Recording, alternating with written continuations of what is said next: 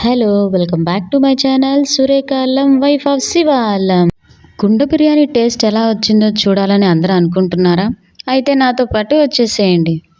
కుండ బిర్యానీ టేస్ట్ చాలా చాలా బావుందండి. మా పిల్లలైతే చాలా చాలా ఇష్టంగా తిన్నారు. ఇక్కడ చూసినట్లయితే మా వారు అలా వేడిగా దమ్మయిన తరువాత కొంచెం సేపు ఆగిన తర్వాత 2 కుండల్లో ఉన్న బిర్యానీని అలా ఒక గిన్నెలో వేశారు. చాలా చాలా యమ్మీగా ఉందండి.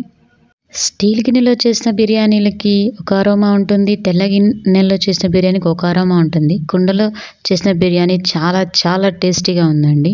కుండలో చేసిన బిర్యానీకి డిఫరెన్స్ ఏంటంటే కుండలో ఉన్న అరోమా చాలా చక్కగా తినేటప్పుడు ఫ్లేవర్ మంచిగా తెలిసిందండి.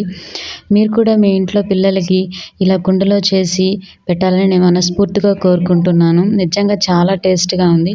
మా బాబు అయితే చాలా సూపర్‌గా ఉందని చెప్పారు. మీ పిల్లలు కూడా ఇలా తినాలని, ఎంజాయ్ చేయాలని మనస్ఫూర్తిగా కోరుకుంటున్నాను. మీకు కనుక మా వీడియో నచ్చితే లైక్ చేయండి, షేర్ చేయండి, సబ్స్క్రైబ్ చేసుకోండి.